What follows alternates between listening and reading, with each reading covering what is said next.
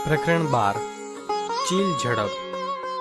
યશવંત મહેતાનો જન્મ લીલાપુર, જિલ્લો સુરેન્દ્રનગરમાં થયો હતો. તેમના પિતાનું નામ દેવશંકર અને માતાનું નામ ભગીરથી બા છે. તેઓ બાળ સાહિત્યકાર તરીકે જાણીતા છે. તેમણે નવલકથાઓ પણ લખી છે. ખોવાયેલી દુનિયાની સફરે, વિશ્વ સાહિત્ય પ્રસાદમાળા વગેરે તેમની પુસ્તકમાળાઓ છે. તો ઝૂકે બાદલ, તરસી ચાંદની તેમની નવલકથાઓ છે. તેઓ કટાર લેખન પણ કરે છે. આ કથામાં એક હોટેલમાં સંજોગો અને પુરુષોની વાતચીતમાં એક ખૂણો લૂંટાયેલા પૈસાની શોધમાં રહી જાય છે. કથામાં રહસ્ય અને તેના ઉકેલના માધ્યમથી માનવીય સ્વભાવ અને આલોચના પર પ્રકાશ પાડવામાં આવ્યો છે. ચીલ ઝડપ રહસ્ય કથા છે, જેમાં એક ચોરીનો ભેદ ઉકેલવાની વાત સરસ રીતે વણી લેવામાં આવી છે. આ રહસ્ય કથામાં ગુનાશોધક કુમારનું પાત્ર ઘણું જ ધ્યાનપાત્ર થયું છે. ગયા મે મહિનાની ગરમીમાં ઇન્સ્પેક્ટર કુમાર કાશ્મીર ગયા ત્યારની આ વાત છે, જે સાબિત કરે છે કે જેમ દુર્ભાગ્ય તમારો પીછો ગમે ત્યાં જાઓ તો એ છોડતું નથી, તેમ તમારી પ્રતિષ્ઠા પણ પડછાયાની જેમ પીછો કરતી આવે છે. સમય હતો એક કાશ્મીરી બપોરનો. ઘટનાની પાર્શ્વભૂમિ હતી એક હોટેલ, અને સીન ઓફ એક્શન એ હોટેલનો રિસેપ્શન રૂમ. એ રૂમની દિવાલ સરસું એક ઊંચું ટેબલ હતું. સામે 6-7 ખુરશીઓ હતી. એક તરફ મોટી બારી હતી, જેમાંથી કાશ્મીરના હિમાચ્છાદિત શિખરોનું મનોરમ્ય દ્રશ્ય દેખાતું. ટેબલની સામે એક બારણું હતું, અને અત્યારે એ બારણામાં 2 આદમી દાખલ થઈ રહ્યા હતા. એક હતો તખતમલ જૈન, જે કલકત્તાની એક મારવાડી પેઢીનો સેલ્સ મેનેજર હતો. એની સાથે હતો કાશ્મીરના પ્રવાસીઓને સેવા આપીને પેટીયું રડતો ગાઈડ. બંને જણ વચ્ચે કશીક ઉગ્રતા પ્રવર્તતી જણાતી હતી, કારણ કે તખતમલ મોટે અવાજે બરાડા પાડી રહ્યો હતો. અરે ગાઈડ, તમે આમ બાઘા મારતા કાં ફરો? મારા પૈસા જલ્દી મેળવો. અરે રામ, આ કેવો ગજબ કહેવાય! હું અહીં ફરવા આવ્યો અને... અરે તમે કરો છો શું? ગાઈડ કહેતો હતો, મિસ્ટર જૈન, આમ ગુસ્સે ન થાઓ. શાંતિ રાખો. હું મારાથી બનતી બધી કોશિશ કરીશ. નાહકના રાડા રાડ કરીને ગળું ન દુખાડો. એ જ વેળા હોટેલનો માલિક સૂરજસિંહ ડોગરા પણ આ રૂમમાં આવી પહોંચ્યો. એની સાથે જ બીજા 3 જણ પણ આવ્યા. એક હતો આલ્ફોન્સો મિરાન્ડા. એ નાની નાની મૂછોવાળો આધુનિક દેખાતો ગોવન હતો. બીજો નરેન્દ્ર કેડકર, સહેજ નીચો મહારાષ્ટ્રીયન હતો. ત્રીજો હતો કુમાર. એને તો તમે સૌ ઓળખો જ છો. આવો, સૌ અહીં બેસીએ અને આ મિસ્ટર જૈનની વાત સાંભળીએ. તખતમલ વળી રાતો પીળો થઈ ગયો. મિસ્ટર ડોગરા, 2,000ની 15 નોટો એ ગુમ થઈ ગઈ છે, અને તમે દાદીમાની વાતો સાંભળવી હોય એમ નિરાંતે બેસવા માંગો છો? મિરાન્ડા બોલી ઉઠ્યો, સાંભળ્યું હવે. તમારી પાસે બહુ રૂપિયા હતા. એનું ગાણું ગાયા ન કરો. એમ રૂપિયા કરીએ, રૂપિયા થોડા જ મળી જવાના છે. તખતમલ એના તરફ ધસી જવા માંગતો હતો, પણ ગાઈડે બંનેની વચ્ચે ઊભા રહીને એમને અડગા રાખ્યા. મિસ્ટર જૈન, પ્લીઝ, મહેરબાની કરીને શાંત રહો. આપ સૌ આમ ઊભા છો, તેના કરતા બેસો તો. એ કાંઈ ખોટો વિચાર નથી. હા, બરાબર છે. ચાલો, આપણે ખુરશીઓ આગળ ખેંચવામાં મિસ્ટર ડોગરાને મદદ કરીએ. બધાએ મળીને ખુરશીઓ ખસેડવા માંડી. ફક્ત તખતમલ મોં ચડાવીને એક બાજુ ઊભો રહ્યો. એ બબડતો રહ્યો, અરે રે, 30,000ની ચીલઝડપ! હવે હું શું કરીશ? ઘરે પાછો પણ કેવી રીતે જઈશ? આમ બડબડ ન કરો. મને લાગે છે કે તમારા પૈસા મળી જશે. તખતમલે કટાક્ષ કર્યો. હા, કદાચ તમારી પાસેથી જ. મિરાન્ડા ગુસ્સે થાય એવો આદમી નહોતો. એણે સામે કટાક્ષ કર્યો. અથવા કદાચ તમે જેલમ નદી ઉપર શિકારાની સહેલ માણવા ગયા ત્યારે કોઈએ પણ પાકીટ તફડાવી લીધું હોય. તખતમલે મિરાન્ડા સામે એવી નજરે જોયું જાણે એ નજરોને દાંત હોય તો મિરાન્ડાને આંખોને આંખો ચાવી જાય. પણ વળી સૂરજસિંહ વચ્ચે પડ્યો. એ બોલ્યો, સાહેબ, તમે સૌ અહીં બેસો અને વિચાર કરો. હું રિસેપ્શન કાઉન્ટર ઉપર જ બેઠો છું. તમારે કશું જોઈતું કરતું હોય તો માંગી લેજો. સૌ બેઠા એટલે ગાઈડે શરૂઆત કરી. જુઓ, કાશ્મીરમાં સામાન્ય રીતે બને છે તેમ આપણી મોટર શ્રીનગર પહોંચ્યા પછી આપણે એના પ્રખ્યાત સ્થળો જોવા ગયા, બરાબર? બરાબર, પણ મને તો અહીં પ્રખ્યાત બગીચા જોવામાં જ વધુ રસ છે. આપણે 2 ટુકડીઓમાં વહેંચાઈ ગયા હતા. એક ટુકડી સાથે હું શાલીમાર બાગ તરફ ગયો અને આપ સૌ બરફ પર સરકવાની રમત જોવા ગયા.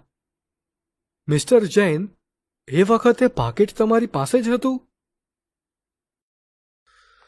શરત મારી દઉં, મને ખાતરી છે કે પૈસા મારી પાસે જ હતા અને આ 3 સિવાય કોઈ મારી આજુબાજુ નહોતું.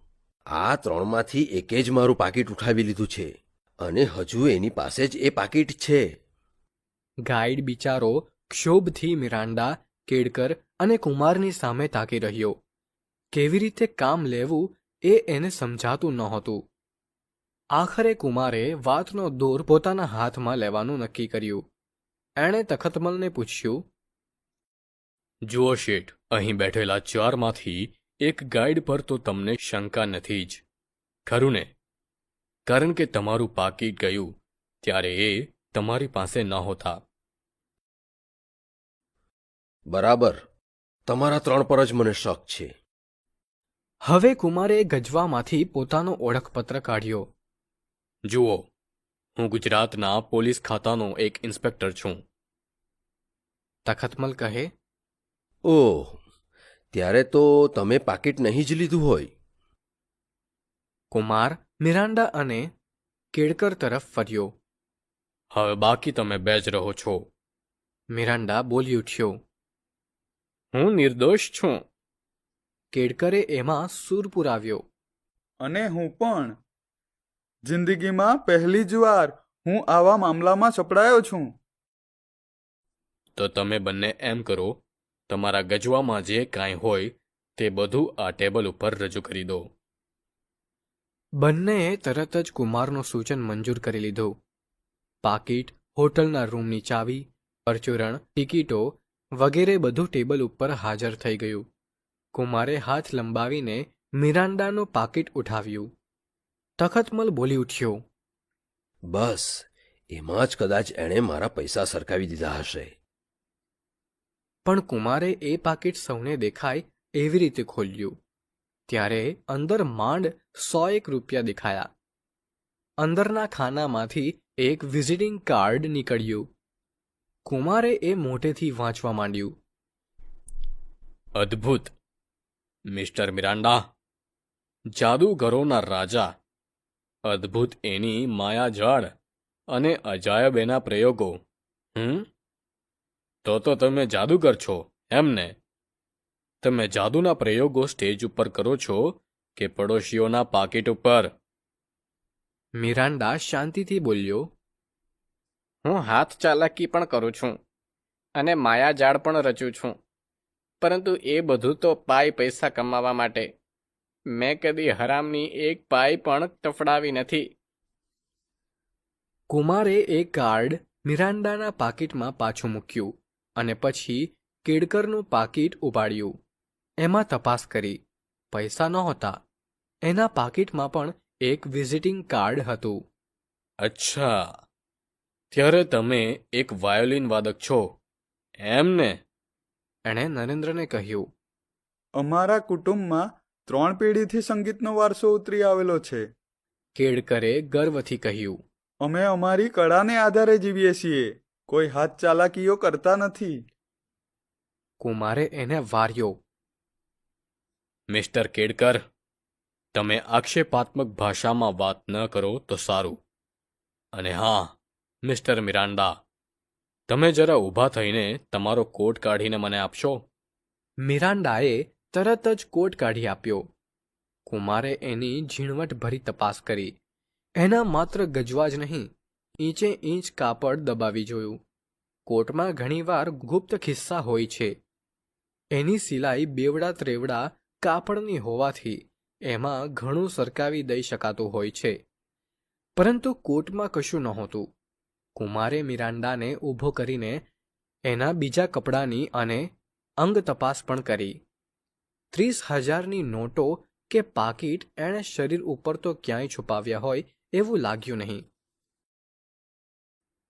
આ પછી એણે નરેન્દ્ર કેડકરને ઊભો કર્યો. એણે કોટ તો પહેર્યો નહોતો, પણ પહેરણની બાંયો ચઢાવી રાખી હતી. કુમારે એ ઉતરાવીને પણ તપાસ કરી લીધી. એટલામાં એણે જોયું કે નરેન્દ્રના જમણા હાથે એક ઘા ઉપર એક સફેદ મલમપટ્ટી લગાડેલી છે. આ શું છે? એણે પૂછ્યું. મને 3 દિવસ પહેલા વાયોલિનનો એક તાર અહીં વાગી ગયેલો, એટલે મલમપટ્ટીઓ લગાડી છે. પણ આ તો એક જ પટ્ટી છે. આવા ઘા ઉપર તો આડી ઊભી 2 પટ્ટીઓ લગાડાઈ છે. બીજી પટ્ટી કાં? આજે સવારે હું નાહવા ગયો ત્યારે એક પટ્ટી ઉખડી ગઈ છે. આ બાંય તમે ક્યારે વાળેલી? જરા ઉતાવળમાં વાળેલી જણાય છે. મને ચોક્કસ યાદ નથી, કેડકરે ભવા સંકોચતા કહ્યું. પણ સવારે લગભગ 10 વાગે વાળેલી એવું મને યાદ છે. હવે તમને ખાતરી થઈ ને કે મેં પાકીટ લીધું નથી? કુમારે એને શાંત રહેવા ઈશારો કર્યો. તખતમલ ઉશ્કેરાટપૂર્વક બોલી ઉઠ્યો. પણ મને ખાતરી છે કે આ 2માંથી એકે જ પાકીટ લીધું છે. એટલામાં મિરાન્ડા બોલી ઉઠ્યો.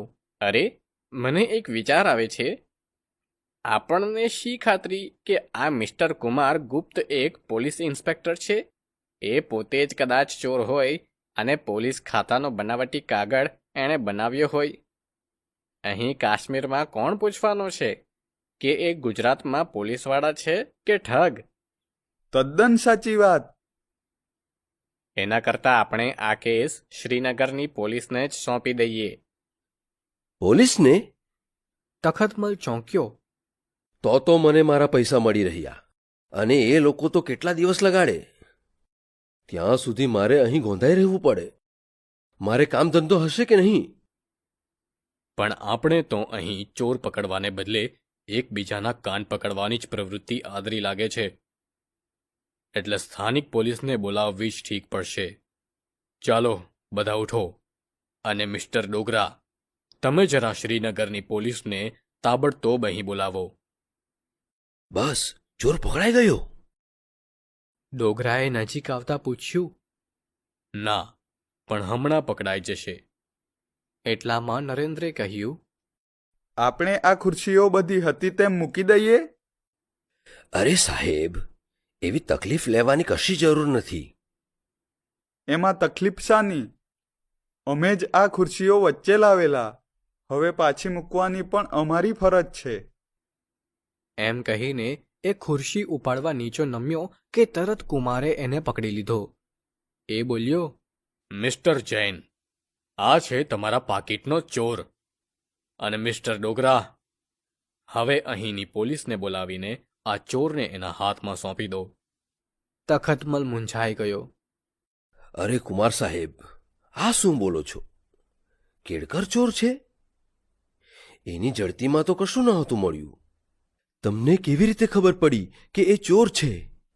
વાચક મિત્રો, હવે 10 મિનિટ વિચાર કરો. કેડકર પાકીટ ચોર છે એવું શી રીતે કહી શકાય? અને જો એણે પાકીટ ચોર્યું જ હોય તો તે ક્યાં છે? મિસ્ટર જૈન, આ કેડકર જે ખુરશી ઉઠાવવા જતો હતો એને જરા ઊંધી કરો. તખતમલે ખુરશી ઊંધી કરી અને આશ્ચર્યનો એક ચિત્કાર એના મોંમાંથી નીકળી ગયો.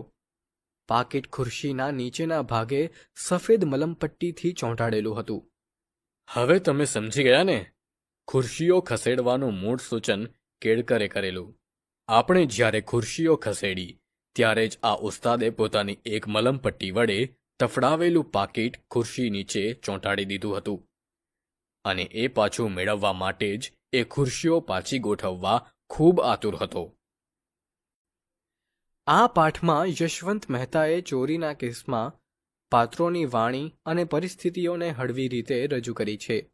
કથાની રસપ્રદ અને દિલચસ્પ આગળ વધતી ઘટનાઓમાં ઇન્સ્પેક્ટર કુમાર પોતાની બુદ્ધિ અને ચતુરાઈથી કેસને ઉકેલતા જાય છે. કથામાં દરેક પાત્રની ભૂમિકા અને તેમની અંદરની સત્યની શોધ માનવીય માવજત અને પોતાના સ્વાર્થ માટેની મનોવૃત્તિઓને સમજાવતી છે.